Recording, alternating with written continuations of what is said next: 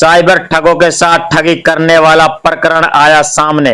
Police ने तीनों को किया गिरफ्तार और एक के पांव में लगी गोली।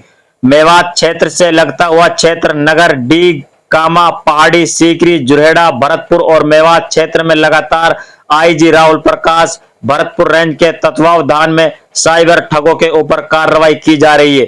पुलिस कार्रवाई से डरे साइबर ठगों के साथ ठगी करने वाले गिरोह का पर्दाफाश कर 3 लोगों को अरेस्ट किया है।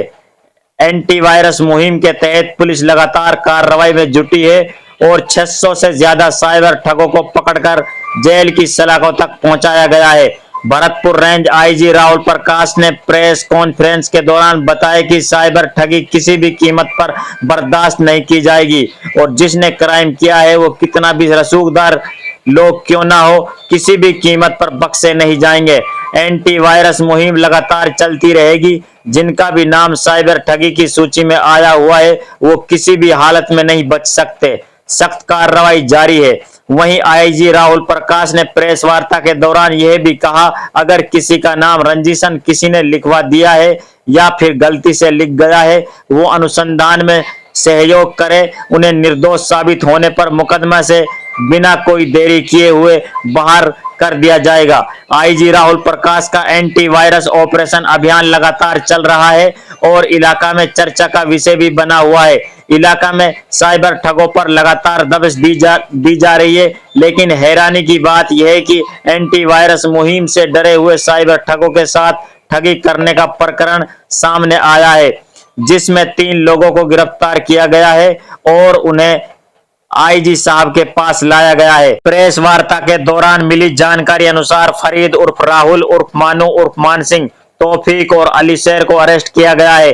बताया यह जा रहा है कि जो साइबर ठग पुलिस कार्रवाई से डरे हुए हैं उनसे पैसे लूटने के लिए यह टीम अपने आप को स्पेशल टीम का इंचार्ज बताकर पुलिस द्वारा मकान टूटने से बचाने व मुकदमा से नाम निकलवाने जैसा धांसा देकर पैसा वसूलने का मामला 3 सप्ताह से इलाके में सक्रिय था, जिन्हें आईजी राहुल प्रकाश की एंटीवायरस टीम ने गिरफ्तार कर लिया है, जो अलवर के रहने वाले हैं। मुकदमा दर्ज कर नियमानुसार कार्रवाई की जा रही है। आईपीएस राहुल प्रकाश ने पत्रकारों के सवाल का जवाब देते हुए कहा कि जो टीम एंटीवायरस ऑपरेशन में भागीदारी रही है उन्हें डीजीपी राजस्थान से पदोन्नति करने की मांग भी की जाएगी। देखिए आगे रिपोर्ट। और चूंकि लगातार एंटीवायरस के तहत पुलिस की कार्रवाई डीप क्षेत्र में चल रही थी, तो जो पुलिस की कार्रवाई के कारण अपराधी डर रहे थे, ठग डर रहे थे, उन ठगों के साथ ठगी करने का एक प्रकरण हमारे सामने आया, जिसमें कि एक व्यक्ति जिसका नाम फरीद उर्फ राहुल उर्फ मानू उर्फ मान सिंह है और अलवर का रहने वाला है। ये अपना जो सोशल मीडिया प्रोफाइल इसने बना रखा है, व्हाट्सएप का जो इसने स्टेटस बना रखा है, उसमें पुलिस आर्मी की वर्दी, आर्मी या बीएसएफ की वर्दी पहन करके अपने फ़ोटो लगा रखे हैं। खुद को बीएसएफ में पहले होना बताता है और अभी अपने आप को स्पेशल टीम का इंचार्ज बता करके ठगों से संपर्क करके और उनके मकान नहीं टूटेंगे या उनका नाम निकाल दिया जाएगा, इस तरह का झांसा दे करके उनसे पैसे लेने का प्रयास कर रहा था।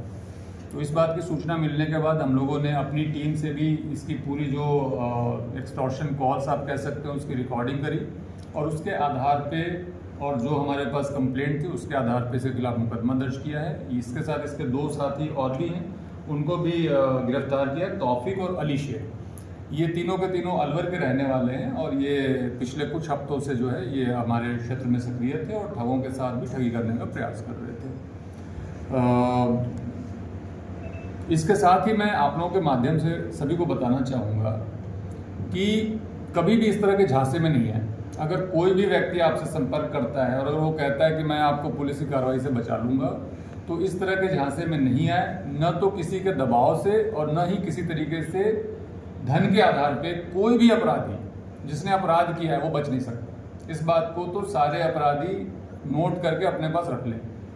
अब इसके बाद दूसरा सवाल ये उठता है कि अगर कोई अपराधी नहीं है और फिर भी उसका नाम आ गया है, तो आप जांच में सहयोग करें, अनुसंधान में सहयोग करें।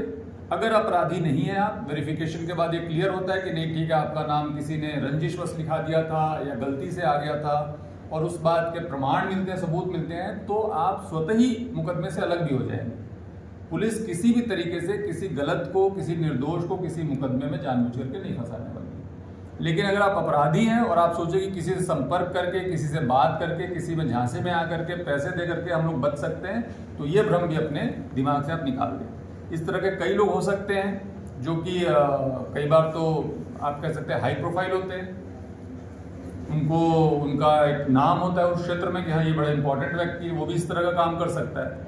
तो मैं यही कहूँगा कि अगर ऐसी कोई भी चीज़ होती है तो आप सबके पास मेरा नंबर है, आप सीधे उस नंबर पे कॉल कर सकते हैं, व्हाट्सएप कर सकते हैं।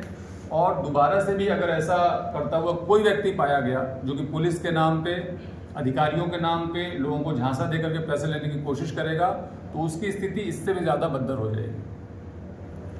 सर एक सवाल, आईजी स्पेशल टीम लगातार काम कर रही है, 650 के आसपास गिरफ्तारियां की है, तो इनको भी प्रोत्साहन का मिलता है कि इनके भी साइटेशन के लिए नाम भेजे जाएंगे? जो भी आपकी टीम के लोग हैं या जो फील्ड में रहकर इनपुट कर रहे हैं या आपके ऑफिस में रहकर जो साइबर के लोग हैं, ये तमाम लोग जो लगातार इस अपराध को समूलित जड़ से नष्ट करने में जिनकी भूमिका है, तो उनको प्रोत्साहित करने की कोई कार्य योजना है? साइटेशन वाइटेशन का कुछ है? जो भी ऑपरेशन एंटीवायरस की कार्रवाई हुई है उसमें कोई शक की बात नहीं है कि बिना पुलिस अधीक्षक श्री राजेश मीना जी और जो हमारे वहाँ पे एडिशनल एसपी, सीओज और एसएचओज की टीम है, वहाँ की डीएसटी है और रेंज की जो स्पेशल डीएसटी है, इसके बिना संभव नहीं था। जिन लोगों ने भी बहुत अच्छा काम इस अभियान में किया है, ऑलरेडी उनके साइटेशन के ऊपर काम चल रहा है। हम लोग डीजी सर को निवेदन करेंगे, साइटेशन भेजेंगे कि इनका जो है विशेष पदोन्नति दिया जाए जिससे कि प्रोत्साहन हो। और जो एक अपने आप में ऐतिहासिक काम हुआ है और उसके लिए जितनी परेशानी लोगों ने उठाई है, दिन रात काम किया है, मतलब जो यहाँ की टीम है वो भी 15-15 दिन, 20-20 दिन लगातार मेवात में पड़ी रही है, तो उसका इनको रिवॉर्ड भी मिलना चाहिए। और मैं मानता हूँ कि बहुत जल्दी जिन लोगों ने अच्छा काम किया उनको रिवॉर्ड मिलेगा और उनको प्रमोशन भी मिलेगा।